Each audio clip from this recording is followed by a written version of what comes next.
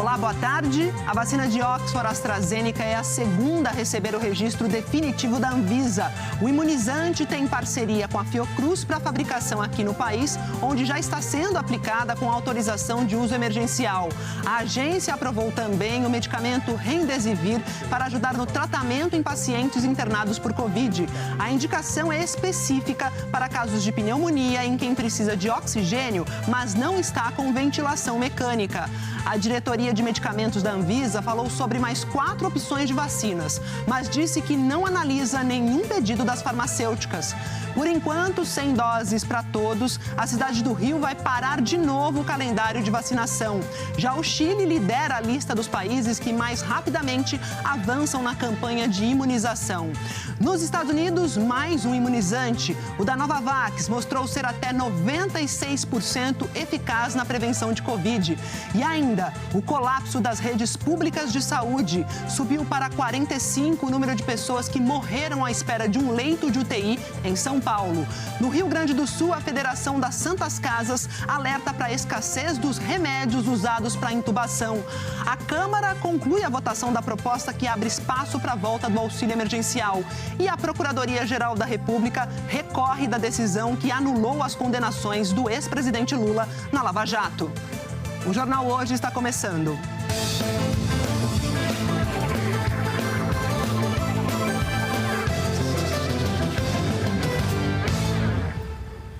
A Anvisa concedeu hoje o registro para a vacina de Oxford AstraZeneca, definitivo esse registro, né? Que até agora só tinha autorização para uso emergencial aqui no Brasil. É o segundo registro definitivo para uma vacina contra a Covid no país, então ela pode ser distribuída em massa e também comercializada.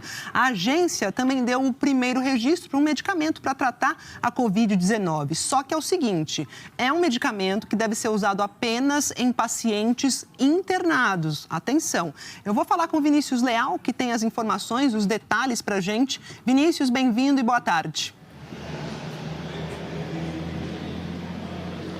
Obrigado, Maju. Boa tarde para você, boa tarde a todos. O medicamento é o Remdesivir, que já vem sendo usado em dezenas de países. Inclusive, teve o uso aprovado pela agência americana FDA, que é uma das mais importantes e respeitadas no mundo. Mas os resultados ainda são modestos, de acordo com alguns especialistas ouvidos pelo jornal Hoje. Já a AstraZeneca é a segunda vacina a ter o registro definitivo aprovado pela Anvisa aqui no Brasil. Trata-se da vacina de Oxford, que aqui é produzida pela Fiocruz. Essa vacina, a vacina de Oxford, até então ela já vem sendo aplicada no Brasil, mas até o momento era apenas com autorização para uso emergencial. A primeira vacina que teve aprovação definitiva, o registro definitivo aqui no Brasil, foi a da Pfizer, no dia 23 de fevereiro. Só que ela ainda não é aplicada no país porque não há doses disponíveis. O pedido de registro desta de agora da AstraZeneca foi feito no dia 29 de fevereiro. A vacina de Oxford AstraZeneca já está sendo aplicada no Brasil desde o fim de janeiro. O imunizante foi a principal aposta do governo brasileiro, que fechou um acordo milionário com o laboratório para garantir abastecimento e produção da vacina pela Fiocruz. O Ministério da Saúde prevê um total de 222 milhões de doses da vacina até o fim do ano. A conclusão, então, é que os benefícios superam os riscos. Os dados dão suporte para o registro do produto, a gente não vislumbra um risco no momento à saúde da população relacionada à utilização dessa vacina e, portanto, a nossa recomendação é sim seguir para o registro. O prazo de validade da vacina é de 6 meses. Ela tem que ser mantida em geladeiras comuns, entre 2 e 8 graus. Depois de aberta, a validade é de 48 horas sob refrigeração e de 6 horas em temperatura ambiente. Cada frasco contém 5 doses da vacina. A Anvisa recomenda que o intervalo de aplicação entre as doses seja de 8 a 12 semanas.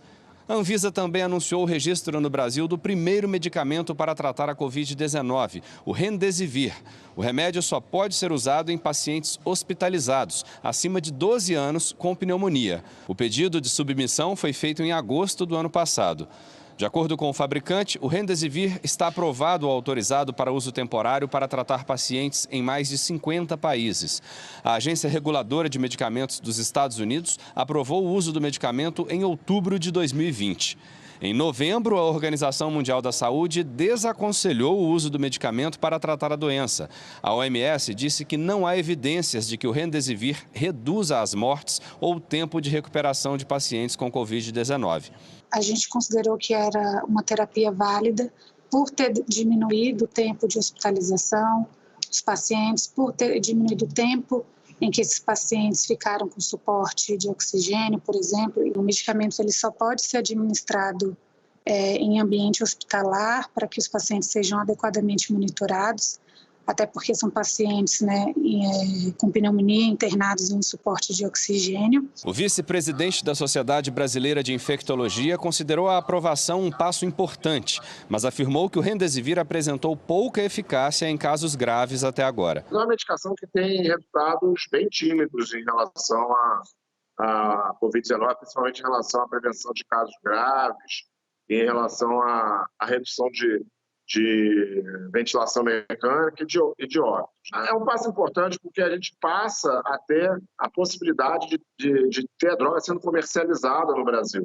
Hoje, quem quiser usar, só através de importação. Isso certamente vai fazer com que o custo e o acesso à droga seja mais facilitado. Em entrevista à Globo News, o infectologista Roberto Medronho disse que o medicamento mostrou eficácia para um público limitado e que um estudo ainda em andamento com um público-alvo maior pode trazer outros resultados. Eu diria é uma notícia boa, mas não é uma notícia miraculosa e que tem que ser usado com muita parcimônia. Este medicamento tem uma indicação, mas ela é uma indicação precípua, que a evidência científica mostra que apenas num grupo de pacientes internados em uso de oxigênio, ela mostrou-se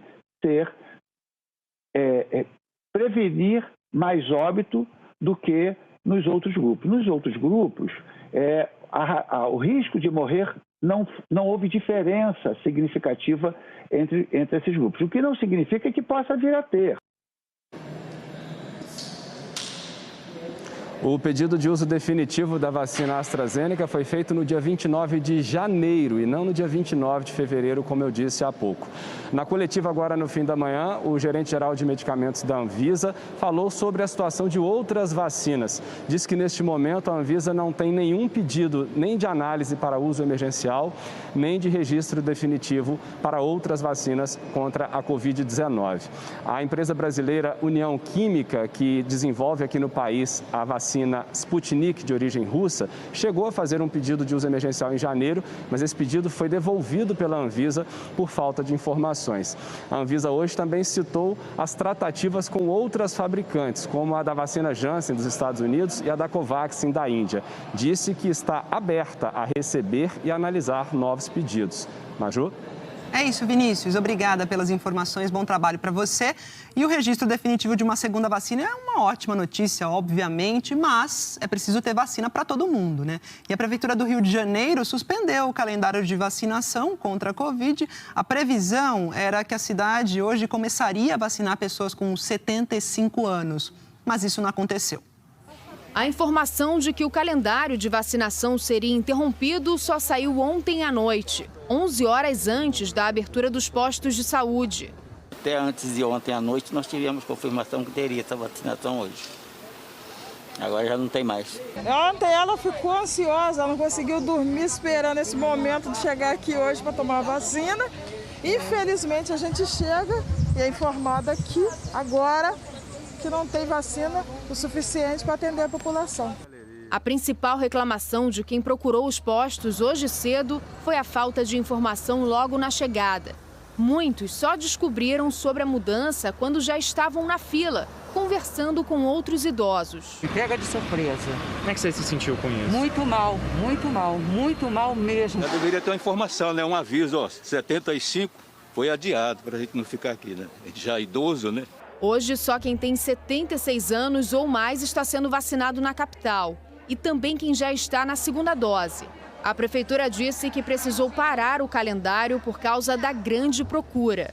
A Secretaria Municipal de Saúde disse que das 460 mil doses aplicadas na capital desde o início da campanha de vacinação, 42 mil foram para pessoas de fora da cidade.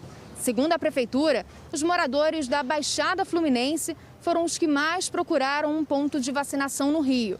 Mas também teve gente de outros estados que decidiu viajar para receber a vacina. Infelizmente, essa campanha de vacina é uma das poucas campanhas de vacina que a gente não tem um calendário nacional unificado. Isso ter um calendário único facilita muito, porque evita que haja migração entre um município e outro. Mas aqui no Rio de Janeiro vai ser necessário que a gente discuta um calendário único para a região metropolitana. Em Belfor Roxo, na Baixada Fluminense, idosos dormiram na fila para conseguir se vacinar. Viemos ontem, 6 horas da noite, para a fila para poder pegar a senha para vacinar. Porque isso é um descaso, né, com os idosos. É uma humilhação o que está acontecendo aqui nesse bairro. O calendário na cidade está atrasado. Pela previsão inicial, idosos entre 70 e 79 anos receberiam a vacina até 24 de fevereiro. Mas hoje ainda estão sendo vacinados os que têm 72 anos. Para tentar conter o avanço da Covid, a cidade do Rio entrou em uma nova fase de restrições. O escalonamento do horário de entrada de trabalhadores surtiu efeito no transporte. Nesse ponto final de linhas que interligam as zonas sul e norte da cidade, muitos ônibus saíram vazios ou com poucos passageiros. Achei melhor, né? Porque tem dias que está cheio e você tem que ficar esperando na fila. Mas no BRT, a sexta-feira foi igual a todas, com ônibus lotados. Os quiosques voltaram a abrir, vão até às 9 da noite, mesmo horário de bares e restaurantes. E os ambulantes podem trabalhar até às 5 da tarde. Nos hospitais, a taxa de ocupação de leitos de UTI na rede pública da capital está em 91%. E os pedidos de internação já superam as altas médicas. Bom, a Secretaria Municipal de Saúde pediu desculpas aos idosos que foram hoje de manhã aos postos de vacinação. Disse que a suspensão do calendário foi anunciada nas redes sociais e também nas unidades de saúde. Mas, Secretaria, tem muito idoso que não tem rede social, né? Bom, a gente continua falando do ritmo da vacinação, que, como canta Lulu Santos, está ainda aos passos de formiga, sem vontade. A vacinação está atrasada lá no Pará. É o estado com menor percentual da população vacinada, apenas 2,80%. Em quase um ano de pandemia, o Pará superou a triste marca de 9 mil vidas perdidas para a Covid. Seu Paulo, 62 anos e professor de matemática, foi para uma UTI, mas não resistiu. Infelizmente, eu perdi meu avô para a Covid. A gente esperava essa vacina para ele o quanto antes, pela questão de possuir doenças crônicas também e pela idade, né? No Pará, as infecções pelo coronavírus continuam aumentando e isso provoca uma pressão sobre os leitos de UTI para a Covid. A taxa de ocupação na rede pública estadual voltou a se aproximar de 80%. As vacinas são a solução para diminuir as internações e combater o coronavírus, mas o ritmo da campanha de imunização avança pouco. A velocidade de aplicação depende da estrutura de saúde que os governos estaduais e os governos municipais administram. Então, o Pará não é um dos estados que tem tido uma velocidade muito alta na aplicação das doses que chegam. Segundo o governo paraense, o estado já vacinou mais da metade dos grupos prioritários, entre idosos e profissionais de saúde. Mas o Pará é o estado que menos vacinou até agora no país. Apenas 2,80% receberam a primeira dose. O governo afirma que as doses enviadas pelo Ministério da Saúde não são proporcionais ao tamanho da população de mais de 8 milhões de pessoas e que tem procurado novas parcerias. Além do diálogo com o Ministério da Saúde, também dialogando com embaixadas, fazendo propostas de intenção de compra através do Fórum de Governadores, do Consórcio de Governadores da Amazônia, portanto, buscando todas as alternativas possíveis para aumentar a oferta de vacina e, com isto, garantir a imunização da nossa população. No Hospital de Campanha, em Belém, referência para tratar pacientes com coronavírus, o número de pessoas internadas aumentou mais de 80% em 11 dias. Enquanto as doses não chegam para todos, restringir medidas e seguir as recomendações de saúde são as únicas alternativas para se proteger da doença. Se a gente não fizer isso, nos próximos dias a gente vai ver, infelizmente, pessoas morrendo em ambulâncias, morrendo nas suas casas e não tendo sequer a dignidade de ser atendida adequadamente dentro do hospital.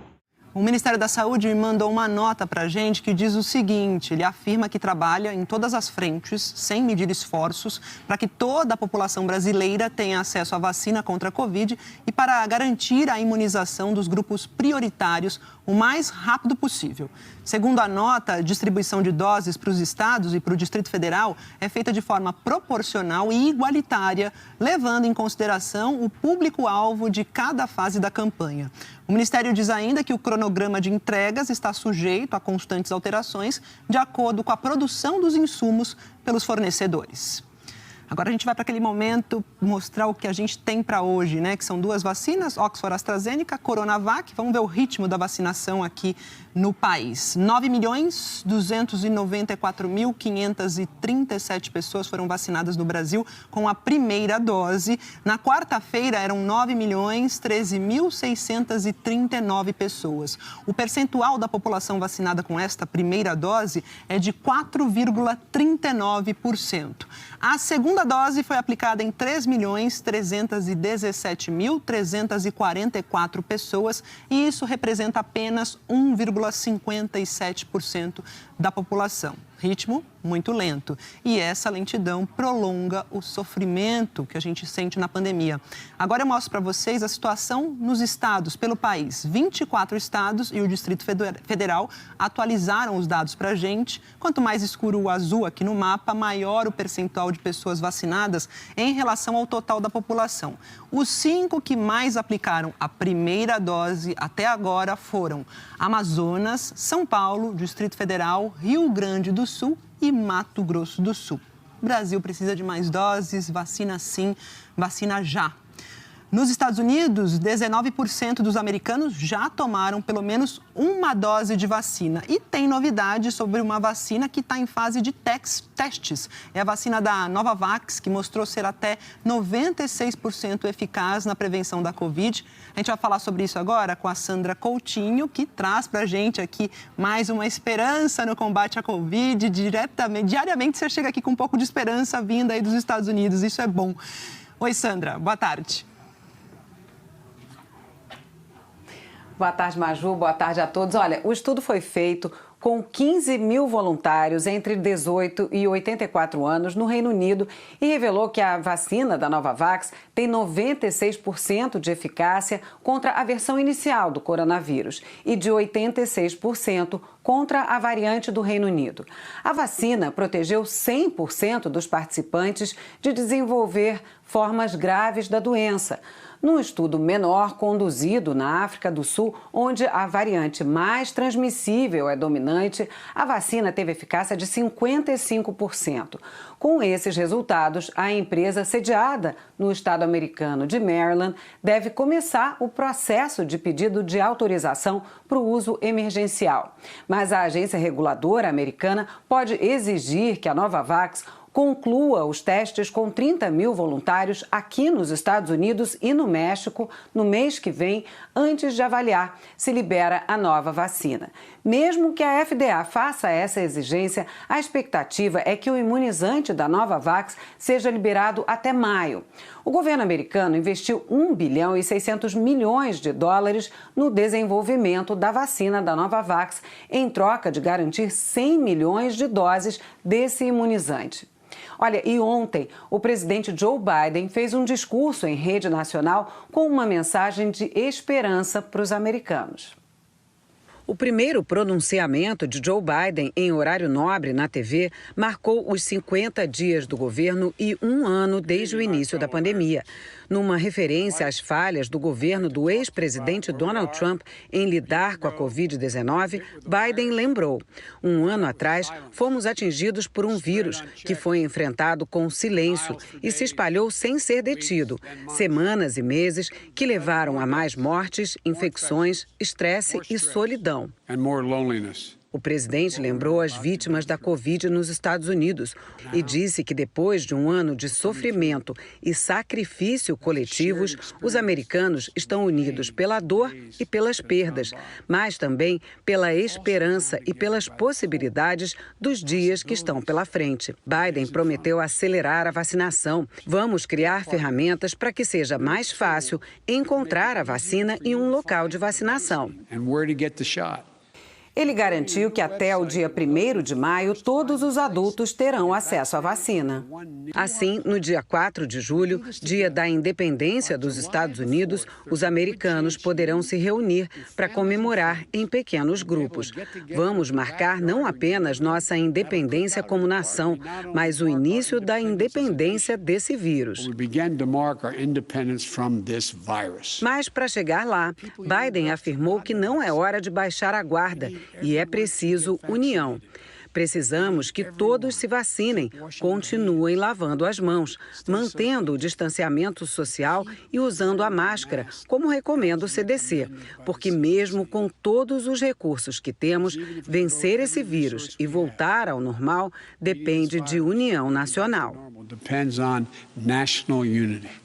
Vamos para Nova Zelândia, porque a maior cidade da Nova Zelândia e a última no país a passar por um lockdown por causa da Covid vai suspender as medidas restritivas depois de 15 dias sem registrar novos casos. Com 1.700.000 habitantes, Auckland passou uma semana fechada depois que apenas 15 casos da doença foram detectados no mês passado. Desde o início da pandemia, o país adotou uma política de tolerância zero com isolamento social, quarentena de viajantes e testagem em massa. A única medida que continua em vigor é a exigência do uso de máscara no transporte público e em aviões. Ao todo, a Nova Zelândia teve pouco mais de 2.000 casos de Covid e 26 mortes. Enquanto isso, na Itália, o primeiro-ministro Mario Draghi agradeceu hoje a infinita paciência dos italianos que vão ter que enfrentar mais um lockdown, porque o número de casos de Covid está em alta no país. A Itália vai passar uma Páscoa em lockdown nacional. O país mediterrâneo, de 60 milhões de habitantes, o primeiro do Ocidente a ser fortemente atingido pela Covid, de novo vai ficar isolado nos dias 3, 4 e 5 de abril. Mas a partir de segunda-feira, 15 de março, as restrições vão aumentar muito em todo o país. O número de mortos por coronavírus na Itália ultrapassou a marca de 100 mil e o governo luta para conter uma terceira onda de infecções. A Itália é o 6º país do mundo a atingir esse marco sombrio, atrás dos Estados Unidos, Brasil, México, Índia e Reino Unido. Para combater a propagação da variante britânica e de outras cepas, 6 regiões que estão na área amarela passarão para a laranja, onde será permitido sair de casa apenas uma vez por dia. Nas áreas vermelhas, essa saída só é permitida para comprar comida. 12 regiões passam para a cor vermelha, entre elas o Lácio, que inclui a capital, Roma. Na cor vermelha não funcionam escola, bar e restaurante, apenas comida para entrega durante uma faixa horária do dia. Fica aberto só o comércio essencial, como supermercados e farmácias. Na zona amarela permanecem apenas as ilhas da Sardenha e Sicília. O toque de recolher continua o mesmo em todo o país, das 10 da noite às 5 da manhã. O primeiro-ministro Mario Draghi disse hoje que a Itália vai aumentar a sua campanha de vacinação nos próximos dias. Até agora foram vacinadas com uma dose quase 4,5 milhões de pessoas e quase 2 milhões com 2 doses. O ministro da Saúde, Roberto Speranza, diz que o país precisa de máxima cautela e prudência, porque a propagação do vírus nessa fase é decididamente mais rápida por causa do impacto das variantes. Com a Covid se expandindo pela Itália, os governadores estão aceitando as novas medidas. Nenhuma região mais se rebela contra o governo central de Roma. As medidas restritivas de hoje podem salvar o verão. O Chile se tornou líder mundial na administração das vacinas contra a Covid. Isso quer dizer o seguinte, o nosso vizinho aqui na América Latina é o país que está vacinando mais rapidamente, à frente até de Israel. Esses dados são do Our World in Data, que é ligado à Universidade de Oxford. O mundo inteiro está atrás de vacinas. O Chile também. Mas o programa de vacinação por lá tem funcionado tão bem que o governo já começou a doar imunizantes para outros países. No início do mês, Equador e Paraguai receberam cada um 20 mil doses da vacina da Sinovac. Hoje, 25% da população já foi vacinada. A brasileira Tatiane mora há 12 anos no Chile e faz parte desse time. Eu cheguei e, como qualquer brasileiro, você desconfiar. Poxa, se é brasileiro, não te vão vacinar, né? Isso é para os chilenos. E a enfermeira foi super amável e me disse, não, você é prioridade, você vai se vacinar. Mas é uma emoção, porque sabe que eu sou a primeira da minha família inteira que está no Brasil, porque eu não tenho família aqui. Saber que meus pais até agora não vacinaram eles, estão acima dos 60, pena por eles não terem sido vacinados ainda. A nação latino-americana está à frente de países como Reino Unido, Canadá, Estados Unidos e Israel no quesito velocidade de vacinação. A média é de 1,30 doses diárias por 100 habitantes vacinados nos últimos 7 dias. Para se ter uma ideia, a média de Israel é de 1,04, dos Estados Unidos, 0,66 e do Brasil, 0,17. Mas como o Chile conseguiu ficar ao lado das nações mais ricas do mundo? O país é uma das economias que mais cresceram na América Latina nas últimas décadas. Ainda assim, a desigualdade continua grande. E o índice de aprovação do presidente Sebastián Piñera é o mais baixo de qualquer líder chileno desde o retorno do país à democracia em 1990. As manifestações contra o governo são constantes. A campanha de vacinação é uma espécie de última cartada também para elevar um pouco sua taxa de aprovação e ser lembrado também como um presidente que conseguiu lidar bem com um dos principais desafios que o país está encarando depois de não conseguir responder bem à onda de manifestações que sacudiram o país em 2019. Até hoje, o Chile encomendou 90 milhões de doses de vacina, mais do que suficiente para vacinar 2 vezes a sua população de 19,2 milhões de pessoas. A Argentina, por exemplo, tem acordos para receber pouco mais de 50 milhões de doses, para uma população de quase 45 milhões de argentinos. O lockdown ainda é uma realidade em várias cidades do Chile, porque o número de infecções continua alto. Ontem, o Ministério da Saúde chileno divulgou medidas mais restritivas. A partir de amanhã, haverá toque de recolher 1 hora mais cedo, a partir de 10 da noite para todo o país. E toda a região metropolitana da capital Santiago entrará em confinamento obrigatório aos fins de semana. Para bloquear o avanço da Covid-19, o Chile está tentando seguir a receita: lockdown e vacinação em massa. Esta senhora disse, após receber a primeira dose, que foi muito bom, que não pensava que poderia ser algo tão rápido, efetivo e que não doeu nada. Não me doliu nada, que isso é bueno. Muito organizado. Esta outra disse que foi espetacular. Disse que estava tudo muito organizado, uma atenção muito especial, que lhe deram amor e carinho, algo que todos nós queremos. Amor e carinho que todo mundo queremos ter. Muito organizado. Bom, e aqui no Brasil, as medidas de restrição vão sendo reforçadas porque a pandemia está avançando. Em São Paulo, pelo menos 53 cidades estão sem leitos de UTI. A capital paulista acabou de suspender as aulas presenciais em todas as escolas públicas e privadas a partir da quarta-feira da semana que vem. E 2 municípios que ficam na Grande São Paulo decretaram hoje lockdown. Juquitiba, que fica na região metropolitana de São Paulo, tem 30 mil habitantes. Um posto de saúde com 4 leitos, nenhum de UTI. No ano passado inteiro, 18 moradores da cidade morreram de Covid. Em 2021, em menos de 3 meses, já foram 15 mortes. Por causa desse aumento, o prefeito decidiu decretar o lockdown. Das 8 da noite de hoje até às 5 da manhã de segunda-feira, só farmácias e clínicas podem abrir. Entregas e até mercados devem ficar fechados. Porque nós temos 4 leitos aqui em Juquitiba, nós temos 2 ocupados já. E os hospitais de referência estão 100% lotados. Então nós não temos como transferir o paciente daqui. Em Araraquara, o lockdown está funcionando pelos dados do governo do estado. Em fevereiro, a cidade do interior viu a média móvel de novos casos saltar de 55 para 138 por dia. Ontem, o número caiu para 84.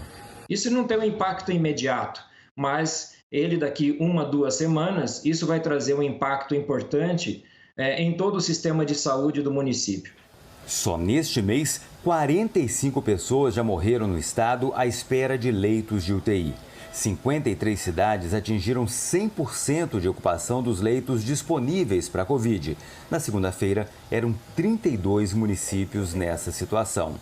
O aumento do número de casos levou a rede hospitalar de São Paulo ao colapso. Hospitais públicos e particulares estão no limite em números de leitos, de profissionais de saúde, de equipamentos, até de insumos. Em alguns, já faltam anestésicos para entubar os pacientes. Uma pesquisa feita esta semana mostra o impacto dessa segunda onda da pandemia no atendimento. O levantamento foi feito pelo Sindiosp, com 93 hospitais particulares de todo o estado. 83% tiveram que cancelar todas as cirurgias eletivas e 89% aumentaram o número de leitos de UTI para pacientes de Covid desde o início do mês. Mesmo assim, de cada 10, 9 estão com ocupação acima de 90%. Quase todos relataram ter percebido mudanças no perfil das internações. O tempo de permanência na UTI está maior em 46% dos hospitais. 55% registraram casos mais graves da doença. 54% dos hospitais disseram que a faixa etária das pessoas internadas diminuiu. 47% têm recebido mais crianças e adolescentes. O perfil dos pacientes mudou do ano passado para cá. A gente está com pacientes mais jovens, em torno de 30, 40 anos, pacientes sem comorbidades prévias que estão adoecendo pelo Covid. Nessa madrugada, a polícia interrompeu uma balada clandestina na zona leste de São Paulo. Dentro do ambiente fechado, sem ventilação, estavam 170 jovens, quase todos sem máscara. 8 funcionários e o organizador foram levados para a delegacia. Ele contou que alugou o prédio em janeiro e que fazia festas lá desde então. Todo mundo gosta de festas, a polícia não tem nada contra festas, é até muito salutar. Porém, não é o momento de fazê-las. Na segunda-feira começa em todo o estado, pela primeira vez, a fase emergencial do Plano São Paulo, mais restritiva do que a atual fase vermelha. Eventos esportivos, atividades religiosas e aulas presenciais na rede estadual estão suspensos. Serviços de retirada e lojas de material de construção, antes considerados essenciais, ficam fechados. E o teletrabalho para atividades não essenciais passa a ser obrigatório. Também começa a valer o toque de recolher das 8 da noite às 5 da manhã. Nesse período, quem estiver na rua será orientado a ir para casa. O governador de Minas Gerais, o Romeu Zema, anunciou hoje o afastamento do secretário de Estado de Saúde depois de uma denúncia de que funcionários administrativos da secretaria e o próprio secretário teriam furado a fila da vacinação. A Cristiane Leite tem mais informações para a gente. Cristiane, boa tarde. Boa tarde, Maju. O Ministério Público de Minas já abriu inquérito para investigar o caso e a Assembleia Legislativa também abriu uma CPI para apurar a denúncia. Além do secretário de Saúde, Carlos Eduardo Amaral, o secretário adjunto, Marcelo Cabral, também foi afastado pelo governador Romeu Zema. A exoneração deles deve ser publicada no Diário Oficial do Estado deste sábado. Carlos Eduardo e Marcelo Cabral estão na lista de vacinados da Secretaria de Saúde de Minas Gerais, que teria mais de 800 nomes do total. Essa lista foi encaminhada ao Ministério Público e também aos deputados. Entre as pessoas que foram imunizadas estão servidores administrativos e assessores de comunicação. É bom lembrar que aqui em Minas Gerais, além dos profissionais de saúde que atuam na linha de frente, apenas os idosos fazem parte do público prioritário de imunização. A gente conversou com o secretário afastado, Carlos Eduardo Amaral, e ele afirmou que agiu dentro da legalidade. Quem assume o cargo agora é o médico Fábio Baquerete, de 37 anos, que tem o desafio de conduzir a gestão da pasta no pior momento da pandemia no estado. Minas Gerais tem 20.300 mortos pela Covid. Já a BH, pela primeira vez desde maio do ano passado, tem todos os indicadores da pandemia simultaneamente em alerta vermelho. 89,4% de ocupação dos leitos de UTI, 75,6% de ocupação dos leitos clínicos e a taxa de transmissão da Covid, 1,22. O governo de Minas informou há pouco que vai consultar o Ministério Público quanto à aplicação da segunda dose da vacina nos servidores. Maju, volto com você. Obrigada, Cristiane. A Prefeitura de Curitiba determinou que os hospitais particulares apresentem até segunda-feira um plano para receber pacientes do SUS e de outras redes privadas com Covid. Quem explica como isso vai funcionar é Wesley Cunha. Boa tarde, Wesley. Oi, Maju, boa tarde para você, quem nos acompanha aqui no Jornal Hoje, boa tarde também. Olha, o documento foi enviado a hospitais particulares que não têm leitos contratados pelo SUS e determina o remanejamento de no mínimo 50% dos leitos clínicos e cirúrgicos para atender exclusivamente pacientes com a Covid-19. Nessa conta não entram leitos reservados para obstetrícia, oncologia, cardiologia, nefrologia, oftalmologia e traumatologia. Esses hospitais terão que informar a Prefeitura 2 vezes ao dia sobre a disponibilidade de leitos. Em Curitiba, a ocupação das UTIs do SUS está em 96% e a fila de espera por leitos de UTI e de enfermaria é de 323 pessoas. No Paraná, 1.184 pessoas aguardam leitos. O Sindicato dos Hospitais e Estabelecimentos de Serviços de Saúde do Paraná disse que espera o esclarecimento de alguns pontos para elaborar um modelo único para esse plano de contingência. E hoje, Maju, faz exatamente um ano que os primeiros casos de Covid-19 foram confirmados aqui no Paraná. O estado soma até agora mais de 740 mil casos e mais de 13 mil mortes pela doença. E a fila de espera, né? A gente comentou aí a fila de espera para conseguir um leito de enfermaria, de UTI também está bastante alta. E ainda, o número de pacientes internados com a suspeita ou confirmação da Covid-19 vem batendo recorde há 16 dias, Maju. São quase 5 mil pessoas. É com você aí no estúdio. Um ano de casos confirmados no Paraná e a situação pior, né, Wesley? Obrigada pelas informações, bom trabalho para você. E no Rio Grande do Sul, no pior momento da pandemia, alguns hospitais estão enfrentando um desafio duplo, que é a falta de medicamentos importantes para entubar os pacientes, além da falta de leitos de UTI. Em São Gabriel, na região central do Rio Grande do Sul, medicamentos para intubação e ventilação mecânica dos doentes estão cada vez mais escassos. Essa semana, por exemplo, nós chegamos ao nível de termos apenas 10 ampolas de uma determinada medicação para mantermos 15 pacientes em ventilação mecânica. No Vale dos Sinos, a situação se repete neste hospital que atende pacientes do SUS. Hoje nós temos medicamentos para trabalhar em torno de 6 a 7 dias. E nem mesmo esse hospital privado na capital gaúcha escapou do problema. Tu roda a tua rede de fornecedores habitual e tu tem muitas respostas negativas. Não tem como vislumbrar do ponto de vista técnico tratar esses pacientes sem essas medicações. A Federação das Santas Casas aqui do Rio Grande do Sul afirma que muitos hospitais correm o risco de ficar sem o chamado kit intubação, que é composto por analgésicos, relaxantes musculares e sedativos. Medicamentos indispensáveis para o tratamento do paciente na fase aguda da doença. Outra preocupação é com o preço. De acordo com a federação, o aumento no custo, em alguns casos, chega a 467% em relação ao ano passado. Um dos sedativos mais usados passou de R$ 3,08 no ano passado para R$ 17,45. Já um relaxante muscular, por exemplo, teve aumento de 166%. A gente não sabe dizer se a indústria não está dando conta, se ela não está dando conta, nós precisamos tomar um outro tipo de atitude, importação, alguma outra ação, ou verificar se há estoque em distribuidores. Além disso, na capital, 207 pessoas esperam por um leito. Para reforçar o atendimento, hoje começou a ser montado um hospital de campanha em Porto Alegre.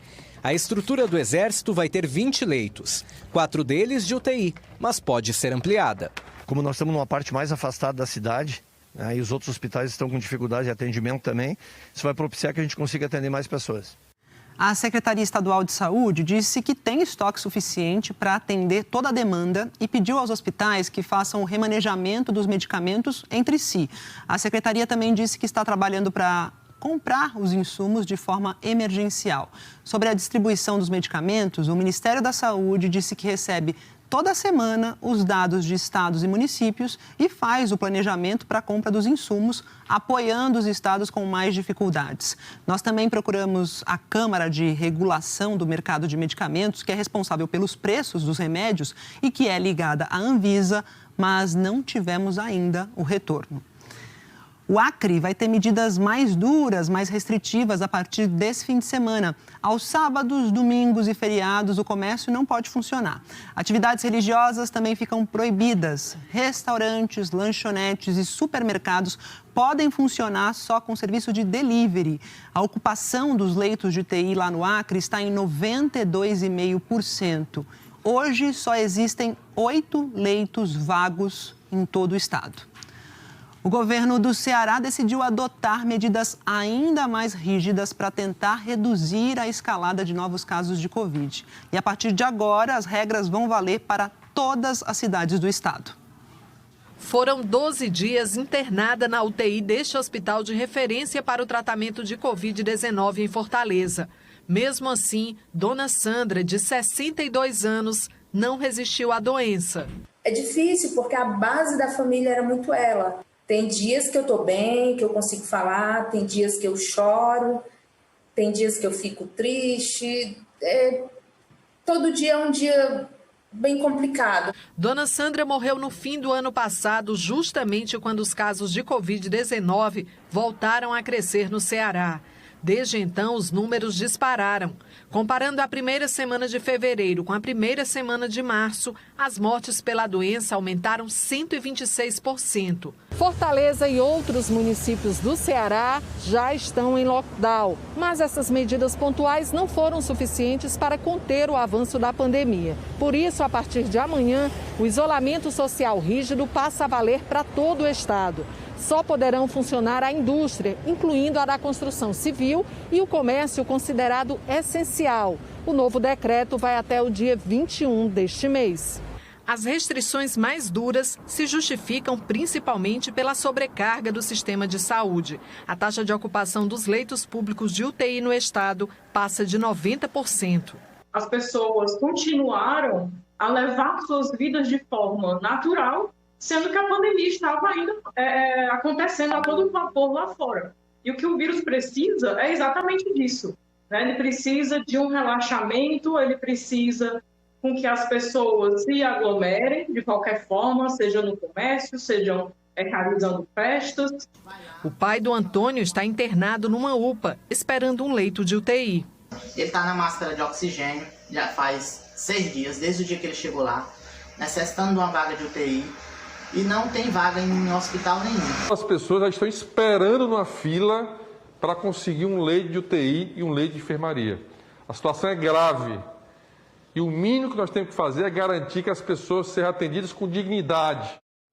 A Secretaria da Saúde do Ceará informou que a Central de Regulação do Estado tem manejado ativamente os leitos de UTI disponíveis e que estes leitos são liberados seguindo uma ordem de prioridades que é definida por critérios médicos.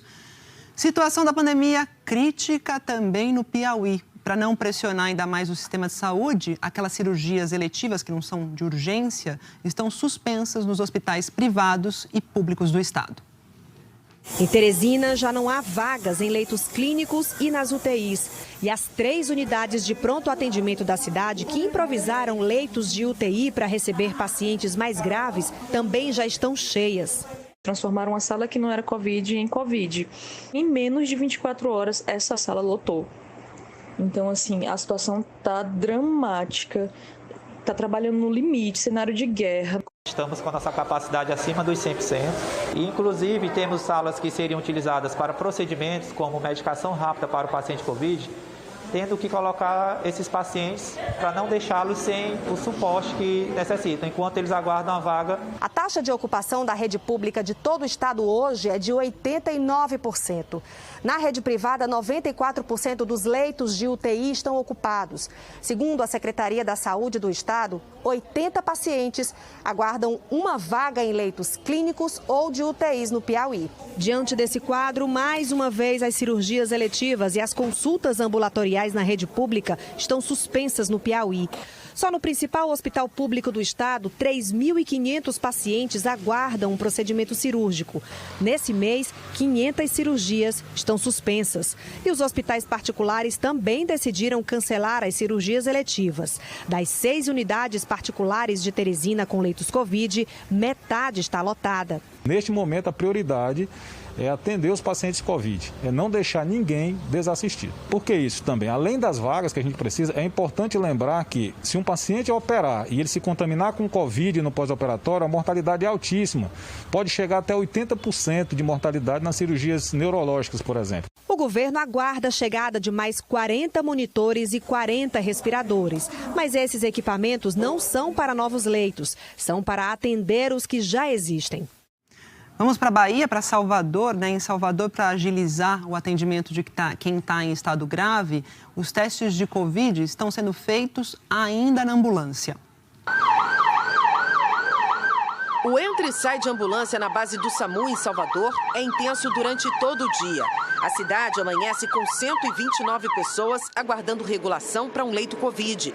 Para atender a ocorrência, roupas especiais e agilidade da equipe de socorristas. Neste atendimento, o paciente que vai ser levado para um leito de UTI é um homem de 53 anos, em estado grave, que deu entrada há 2 dias numa unidade de saúde com sintomas de Covid. E nas ocorrências em que os casos são graves, mas ainda não há diagnóstico, um teste rápido é feito dentro da ambulância. Um primeiro atendimento que ajuda a decidir para onde encaminhar o paciente. Desde que os testes começaram a ser feitos há uma semana, quase metade dos exames realizados deu positivo. Com essa definição do teste rápido na ambulância, a gente consegue direcionar o paciente da ambulância direto para um leito de UTI, porque existem unidades específicas para pacientes que são Covid positivo e outras para que são suspeitos ou então que não têm um diagnóstico de Covid. E a cada paciente atendido, a ambulância volta aqui para a base para seguir uma outra rotina diária, a de higienização e desinfecção dos veículos. Todas passam por esse processo. E nos últimos dias, com a pressão no sistema, o serviço dobrou. Uma mesma ambulância chega a passar por aqui 5, 6 vezes por dia.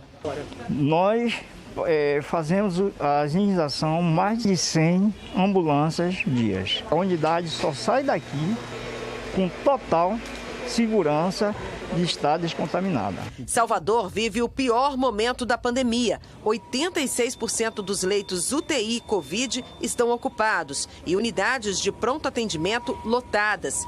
Hoje, um novo hospital de campanha vai ser inaugurado em Salvador com 50 leitos, 10 deles de UTI. Mas mesmo com a ampliação do sistema, que já vem acontecendo há 2 semanas, os números continuam altos. É muita gente só nas UPAs municipais, você está sempre com essa pressão, atuando no fio da meada e sempre tendo que reorganizar o sistema. Só nesse momento eu estou passando de 3 fases no meu sistema para 5 fases nessa ampliação vertical, que é a última tentativa que nós temos aqui da Prefeitura de Salvador.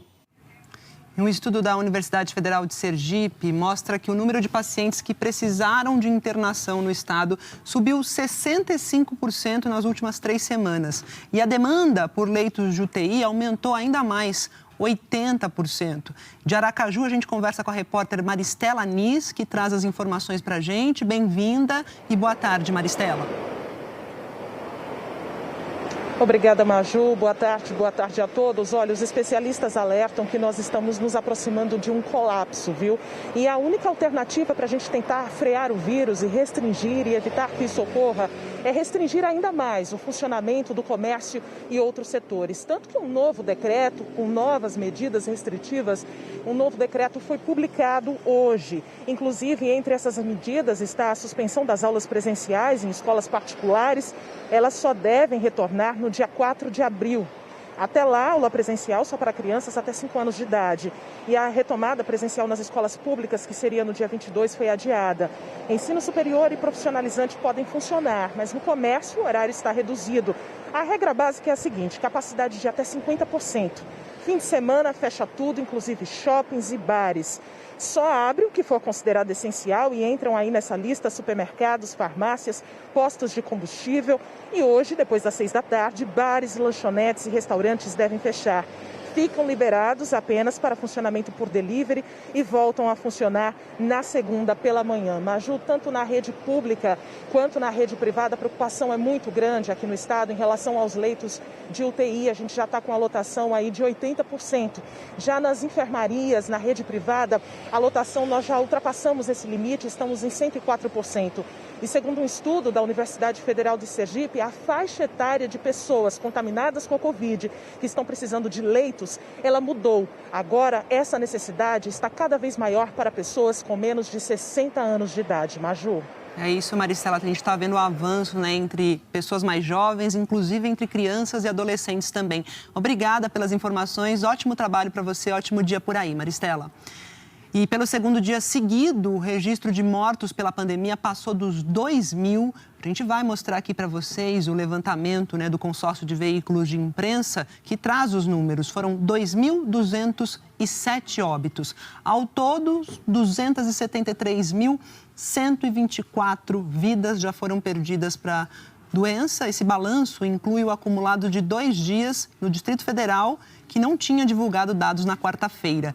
Em 24 horas, o país registrou 78.297 novos casos e já são 11.284.269 o número de infectados. De novo, o país bateu recorde nas médias de mortes e de casos. São 69.680 novos casos por dia. É a maior média da pandemia, 30% a mais do que 2 semanas atrás. A média de mortes também foi a maior da pandemia pelo 13º dia seguido. Em média, 1.705 vítimas por dia, um aumento aqui de 49% em relação a 2 semanas. Agora a situação nos estados. Quase todo o mapa está vermelho aqui. Com alta na média de mortes, aparecem 22 estados e o Distrito Federal. Maranhão e Goiás registraram aí as maiores altas. Em estabilidade estão 2 estados que estão aqui em amarelo, Roraima e Amapá. E em queda na média de mortes, em azul, também 2 estados, Amazonas e o Rio de Janeiro. Em g1.com.br/coronavírus, você já sabe, encontra mais detalhes sobre o andamento da vacinação e a situação da pandemia no seu estado. Se acompanhou aqui no Jornal Hoje, né, o colapso no sistema de saúde do Amazonas provocado pelo agravamento da pandemia.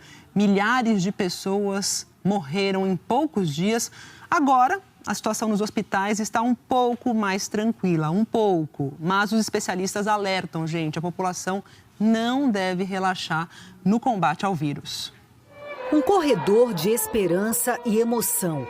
Profissionais de saúde se reuniram para acompanhar a saída de 13 pacientes que se recuperaram da Covid-19 e conseguiram voltar para as famílias. Isso para mim é renascer de novo, porque a gente teve a oportunidade que muitos não teve, né? Os que teve alta hoje, muitos queriam ter essa oportunidade e não tiveram. A cena foi no Hospital Delfim Aziz, a principal unidade de referência para tratamento de pacientes com Covid em Manaus. O hospital, que recebe doentes da capital e interior do Amazonas, completou 5.000 altas desde o início da pandemia. Amanhã vai completar um ano que o primeiro caso de Covid-19 foi registrado no Amazonas. Hoje são mais de 328 mil. As mortes já passaram de 11.400. A pandemia aqui no estado, aos poucos, dá sinais de melhora. Mas isso comparado ao caos vivido aqui no Amazonas nos primeiros 2 meses deste ano.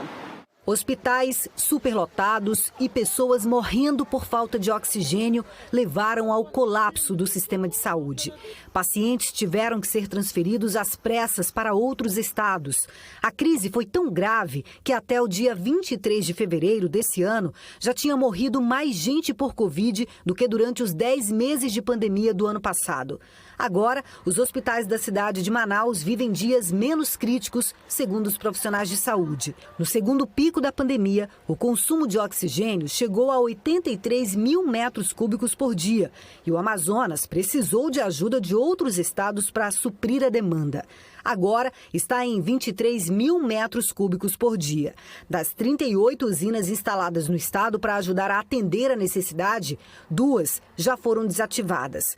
Hoje nós temos um estoque de oxigênio na empresa para 10 dias de consumo, tanto que o parque de fabricação do oxigênio está desligado neste momento, inclusive algumas usinas instaladas nos hospitais estão desligadas porque o consumo caiu bastante, graças a Deus.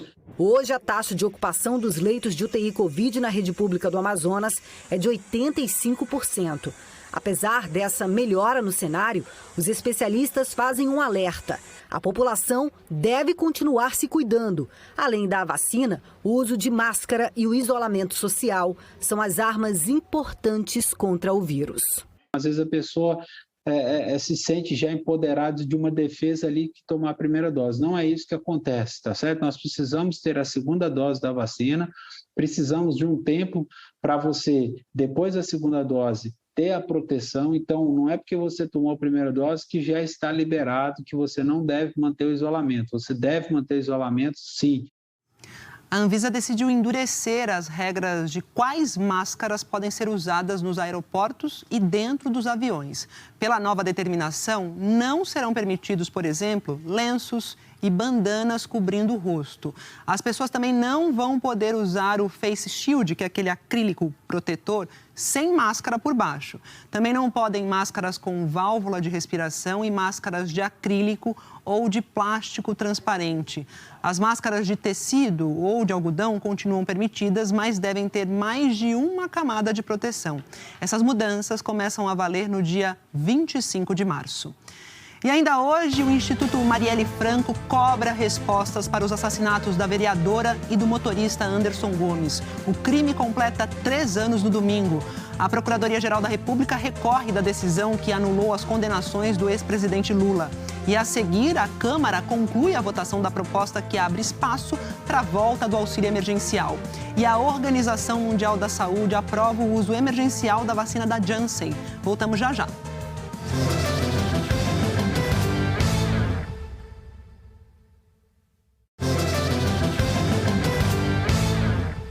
Voltamos com informação sobre as vendas no comércio varejista, que caíram 0,2% em janeiro na comparação com o mês de dezembro. Essa foi a terceira queda seguida nessa categoria, que não inclui aí as vendas de automóveis nem de material de construção.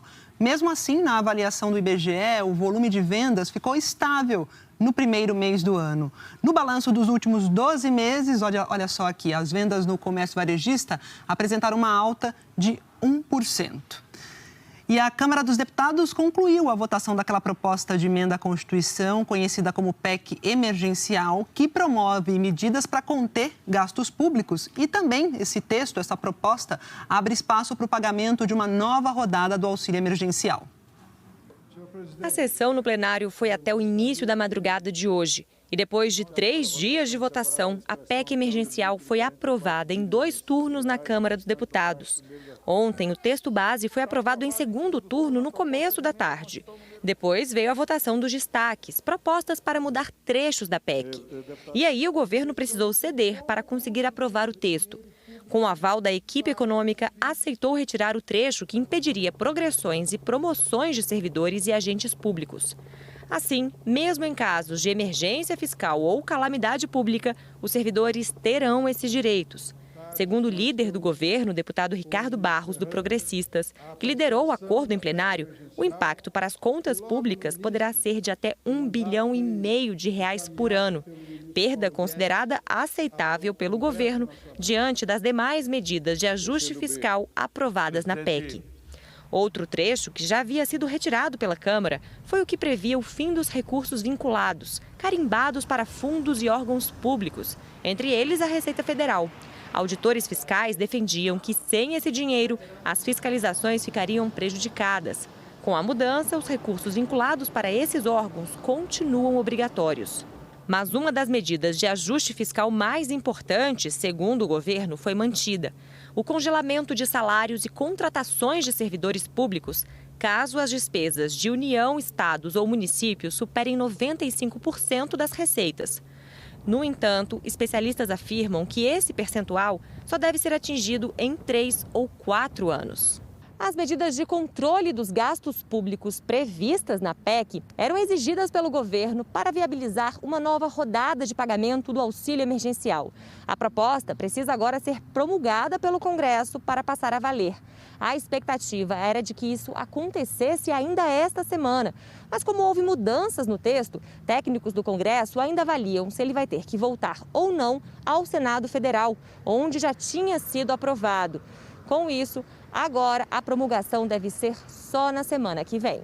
Depois disso, o governo vai editar uma medida provisória com os detalhes do auxílio emergencial. O texto aprovado libera R$44 bilhões para o pagamento do benefício. Esse valor não entra no teto de gastos, regra que limita o aumento do gasto público. Mas a PEC não detalha o valor ou a duração do novo auxílio. O governo informou que devem ser 4 parcelas com valor médio de R$ 250, variando de acordo com o perfil do beneficiário. E já sinalizou que o número de beneficiários deve ser menor desta vez. No ano passado, 68 milhões de brasileiros receberam o auxílio emergencial. Primeiro em parcelas de R$ 600 e depois de R$ 300. A equipe econômica também demonstrou a intenção de começar os pagamentos ainda este mês, mas não especificou exatamente quando. O Ministério da Saúde autorizou o custeio com recursos federais de quase 4 mil leitos de UTI para pacientes com Covid-19 aqui no país.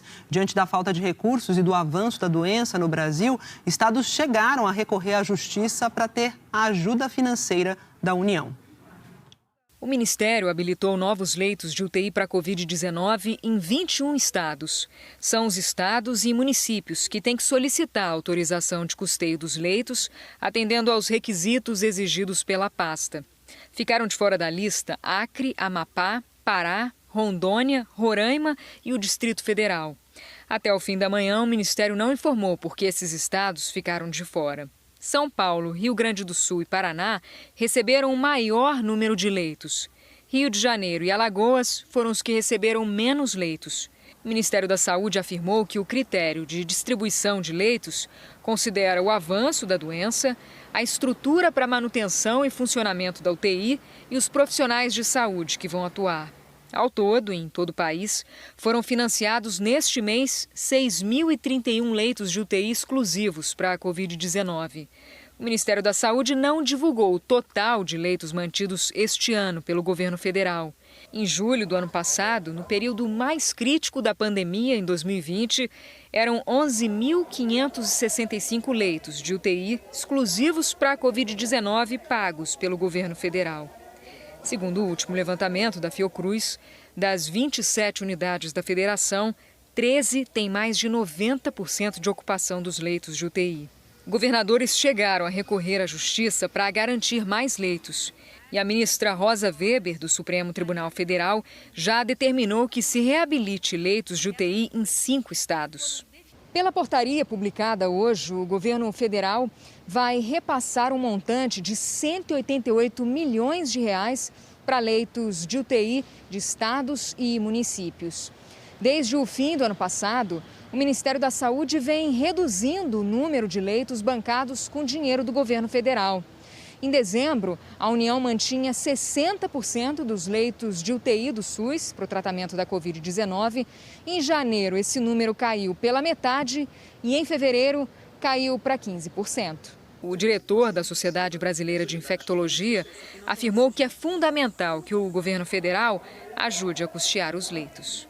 Eu acho que é fundamental que o governo federal habilite leitos de UTI rapidamente, apoie os estados, entre numa sintonia com os estados para que possa prover, junto com os estados e municípios que estão muitas vezes aí em situações caóticas, entendeu? Agora a gente está numa espiral de crescimento dos casos, ou seja, nada indica que a gente atingiu o platô ainda. Hoje está pior do que anteontem, só que amanhã está pior do que hoje e assim por diante.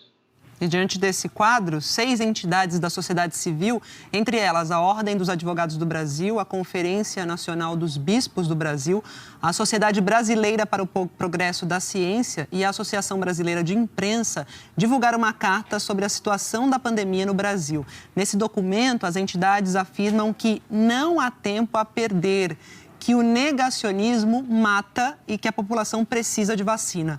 A carta afirma que o vírus não será dissipado com obscurantismo, discursos raivosos ou frases ofensivas.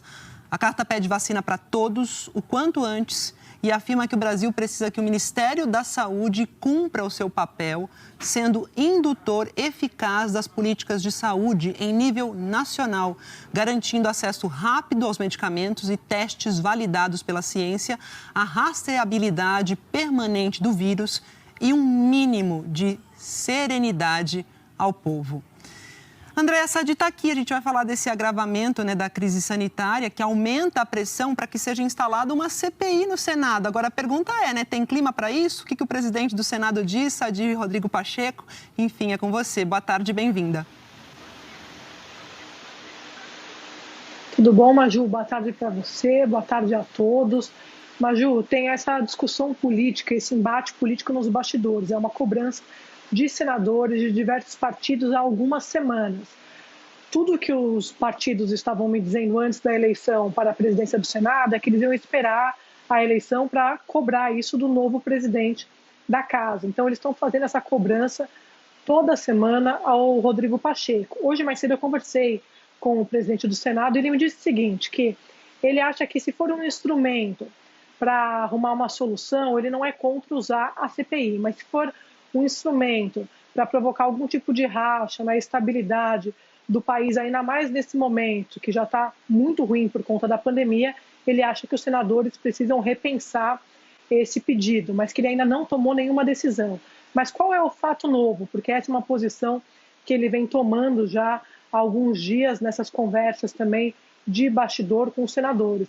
Os senadores, eles vêm fazendo esse apelo nas reuniões de líderes. Então, isso tomou as reuniões de líderes, essa pressão por uma CPI que apure o que está acontecendo nos diferentes estados, que cobre, de fato, desculpa, Maju, o que o executivo está fazendo em relação à pandemia e, principalmente, vai mirar, é claro, o ministro da Saúde, o Eduardo Pazuello.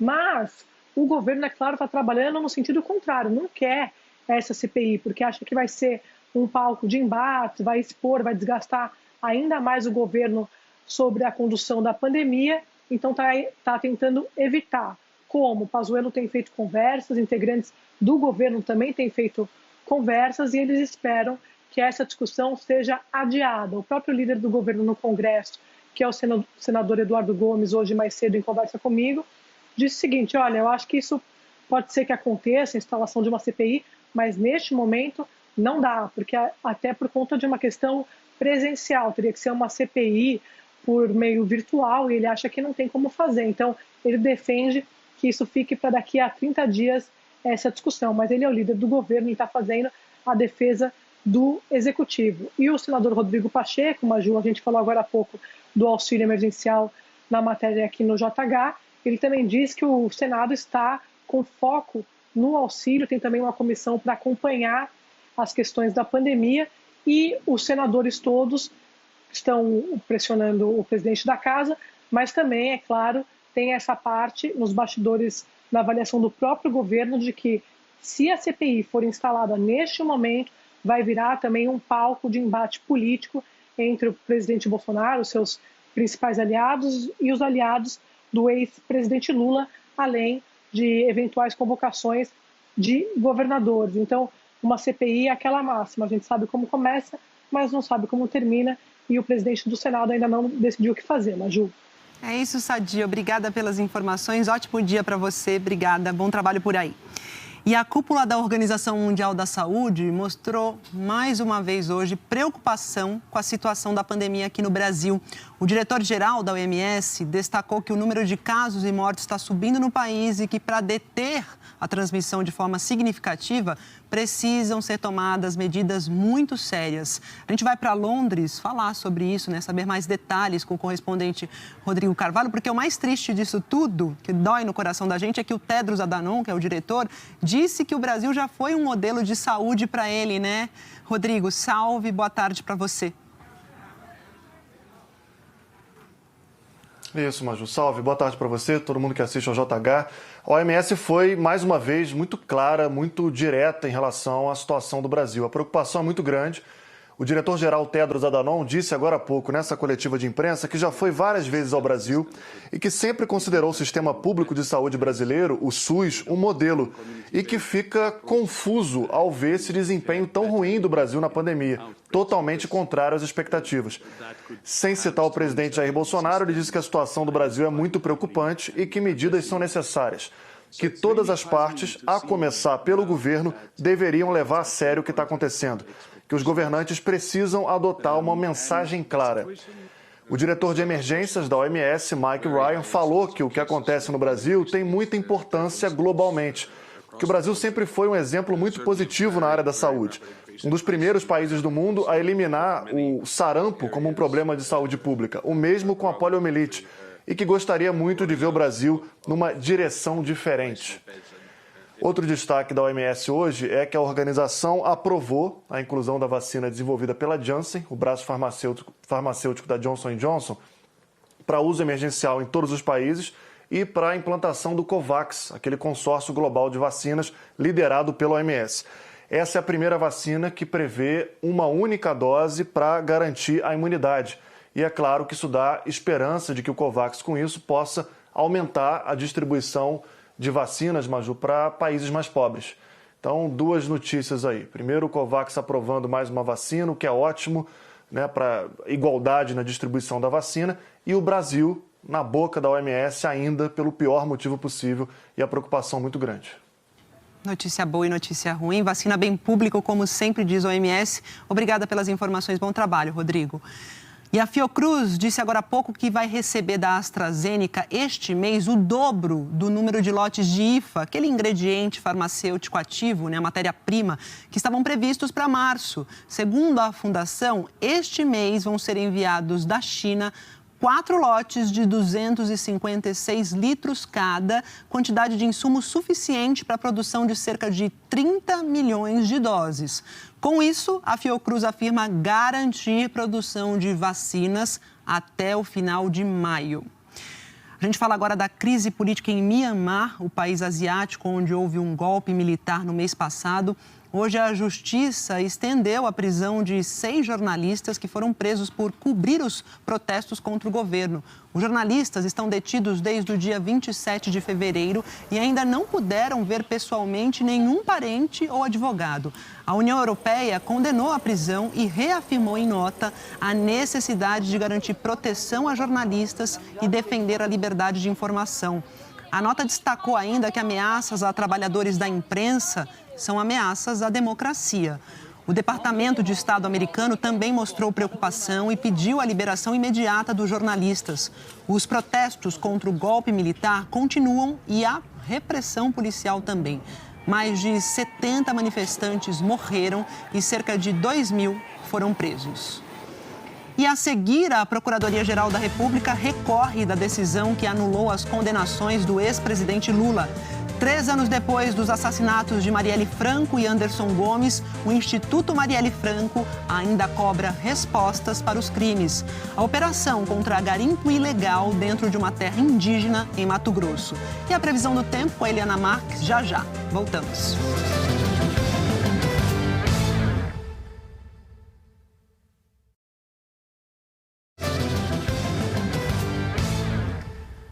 A Procuradoria-Geral da República recorreu no começo da tarde daquela decisão do ministro Edson Fachin, do Supremo Tribunal Federal, que anulou as condenações do ex-presidente Lula pela Justiça Federal do Paraná em investigações da Lava Jato.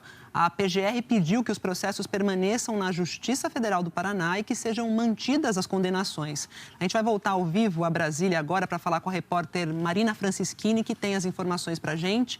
Oi, Marina, bem-vinda, boa tarde. Oi, Maju, boa tarde para você e para todo mundo. Na segunda-feira, o ministro Edson Fachin, em uma decisão individual, anulou todas as condenações impostas pela Justiça Federal do Paraná, no âmbito da Operação Lava Jato, ao ex-presidente Lula. Então, com essa decisão do ministro Fachin, o ex-presidente se tornou elegível novamente. Ele recuperou os direitos políticos. A determinação do ministro Fachin é que a Justiça Federal do Distrito Federal decida se as provas podem ou não ser aproveitadas. Essa decisão do ministro foi baseada em um entendimento anterior, outros casos de outros partidos, e ele concluiu que a Justiça Federal de Curitiba, do Paraná, não tinha competência para julgar os processos. O recurso é assinado pela subprocuradora Lindora Araújo, que é coordenadora da Operação Lava Jato no Ministério Público Federal, e ela faz basicamente dois pedidos. O primeiro é que os processos sejam mantidos na Justiça Federal do Paraná e, assim, as condenações também sejam mantidas. E, nesse cenário, o ex-presidente Lula ficaria novamente inelegível. E o segundo cenário é que, caso o Supremo decida, de fato, fazer como o ministro Edson Fachin quis, ou seja, caso o Supremo decida manter as anulações, aí os atos tomados antes do entendimento do ministro devem ser preservados. A Procuradoria-Geral da República afirma que todas as ações têm relações com crimes cometidos contra a Petrobras. E ela cita, por exemplo, o caso do triplex no Guarujá. Vamos ver um trecho? O apartamento triplex concedido a Luiz Inácio Lula da Silva, assim como outras vantagens destinadas ao ex-presidente e apuradas em ações penais próprias, consistiu em retribuição pela sua atuação, de modo a garantir o funcionamento do esquema que lesou a Petrobras, uma contraprestação não específica pelas contratações de obras públicas ilicitamente direcionadas da Petrobras, em ambiente cartelizado às empresas do grupo OAS. Em relação aos outros 3 processos, o sítio em Atibaia, a compra de um terreno para a nova sede do Instituto Lula e doações da Odebrecht para essa mesma instituição, a Procuradoria-Geral da República também diz que todos têm relação com o esquema na Petrobras. Olha só um outro trecho desse recurso. Os fatos ilícitos versados nas referidas ações penais estão, a toda evidência, associados diretamente ao esquema criminoso de corrupção e de lavagem de dinheiro investigado no contexto da Operação Lava Jato e que lesou diretamente os cofres da Petrobras. Então, agora, com o recurso da Procuradoria-Geral da República, o caso deve ser levado a julgamento no plenário do Supremo Tribunal Federal e o ministro Edson Fachin, que é o relator, tem que liberar o processo para análise. Maju. É isso. Obrigada, Marina, pelas informações. Bom trabalho.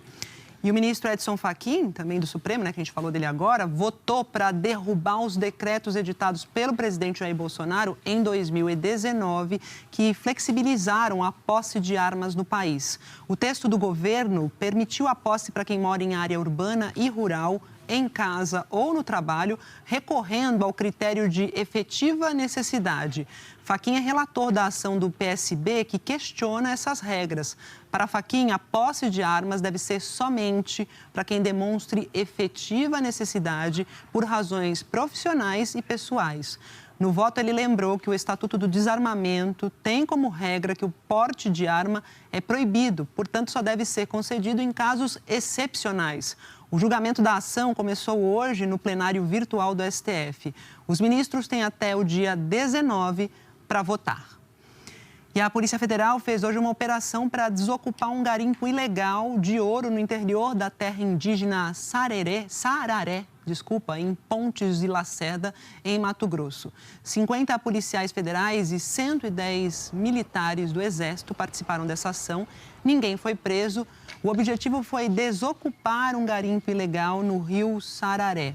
A primeira fase dessa operação aconteceu em maio do ano passado, mas os garimpeiros voltaram para a região. Esta é a terceira operação da Polícia Federal em 2 semanas para combater a exploração e a comercialização ilegal de ouro no estado. O Instituto Marielle Franco divulgou hoje um dossiê com perguntas que ainda não foram respondidas no caso do assassinato da vereadora do PSOL e do motorista dela, Anderson Gomes. No domingo, os crimes completam 3 anos sem respostas para as perguntas como quem mandou matar Marielle e por quê. Marielle presente numa imagem, na moldura de um desenho em algum muro da cidade. Seu rosto hoje é um símbolo, lembrança viva da luta que é a de ser uma mulher negra no Brasil. E ela abria caminho para as pessoas negras, abria curso, tinha uma pessoa de coisa, entendeu? Então ela foi uma mulher que ela lutou a favor da gente. No próximo domingo, a morte de Marielle Franco completa 3 anos. Olhando daqui de fora, o Complexo da Maré, berço dela, não parece ter mudado tanto assim. Ainda é um lugar muito marcado pelo preconceito, pela desigualdade, pela violência. Mas conversa com alguém daqui. Vão te dizer que lá dentro tem muita coisa se transformando agora, nesse exato momento. É que além de lembrança, Marielle Franco também é legado. Ao longo dos últimos 3 anos, a gente tem percebido um incremento, um aumento na quantidade de jovens que ingressam no curso pré-vestibular da Redes da Maré, em outros cursinhos, né, de pré-vestibular comunitário. E além do aumento desses jovens nas salas de aula de pré-vestibular, a gente tem percebido esse aumento nas universidades também. Quando se candidatou a vereadora em 2016, Marielle Franco contou que esperava receber 6 mil votos. Foi eleita com 46 mil. Ficou apenas 15 meses na Câmara, mas nesse curto espaço de tempo apresentou 16 projetos de lei, quase todos para melhorar as condições de vida dos moradores de comunidades do Rio e das mulheres. Hoje, Marielle Franco também é o nome de um instituto, criado para ajudar a multiplicar o legado que ela deixou. A gente está criando a Escolas Marielle para meninas jovens e negras de favela, para a gente poder contar para elas sobre intelectuais negras, contar para elas a própria história, né? E tá ali educando também para que elas cresçam cientes da força que elas têm. Nesta sexta, o Instituto lançou um dossiê que refaz toda a linha do tempo desde o assassinato até hoje. O documento traz 14 perguntas ainda sem respostas. Questões sobre as idas e vindas da investigação, sobre o envolvimento de milicianos com o crime e, claro, as 2 perguntas centrais. Quem mandou matar Marielle e por quê? A Anistia Internacional, que participou do lançamento, apresentou um abaixo-assinado com mais de 1 milhão de assinaturas recolhidas ao longo de 3 anos, no Brasil e no mundo, cobrando mais empenho das autoridades para solucionar o caso. O documento será entregue ao governador em exercício do Rio, Cláudio Castro, do PSC, e ao procurador-geral de Justiça, Luciano Matos. É inadmissível que 3 anos depois a gente ainda não tenha a solução definitiva desse caso. A gente não pode aceitar que as autoridades brasileiras não dêem uma resposta clara a essa tentativa de silenciamento. Marielle e o motorista Anderson Gomes foram assassinados no dia 14 de março de 2018. Um ano depois, os ex-policiais Rony Lessa e Elcio de Queiroz foram presos, acusados de executar o crime. Em fevereiro, a Justiça do Rio confirmou que os 2 serão julgados por um júri popular, mas a data ainda não foi marcada. Semana passada, o Ministério Público do Rio anunciou a criação de uma força-tarefa para intensificar as investigações do caso. É claro que tudo isso ainda machuca muito a família. A notícia boa, como vocês já perceberam, é que esse ano chegou mais uma integrante. Essa levada aqui, essa fofura é a Eloá, de 7 meses, nasceu 17 de julho. Era para ela nascer 27, no dia do aniversário da Marielle. Mas que bom que ela resolveu ter o dia dela próprio e veio 10 dias antes. Quando crescer, a pequena Eloá vai descobrir que a tia que ela não conheceu está presente. Presente nos desenhos dos muros, nas páginas dos livros, na voz de quem lembra e de quem luta. Marielle! Anderson! Agora! Marielle e Anderson presentes, Marielle semente, né? Linda, Eloá. Olha, a Delegacia de Homicídios do Rio afirmou que continua com as investigações junto ao Ministério Público. Lembrou que agora tem uma equipe e um delegado exclusivos para o caso e disse que só esse ano mais de 100 diligências foram feitas. Esperemos os resultados. Previsão do tempo agora com a Eliana Marques, que está chegando aqui. Sextou, né, Eli? Sextou, Maju. Boa tarde para você, tarde. boa tarde a todos. Sextou e esse fim de semana vai ser o último do verão, com mais sol e calor do que chuva. As nuvens mais carregadas estão aqui principalmente sobre a região norte. Nas outras regiões a gente vê que o tempo está mais firme.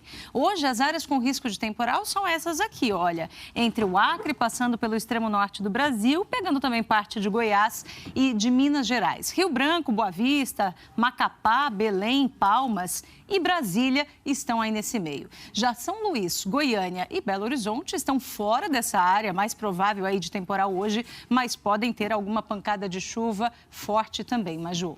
E você disse que a gente teria mais sol e calor do que chuva, né? Então eu quero saber onde não chove.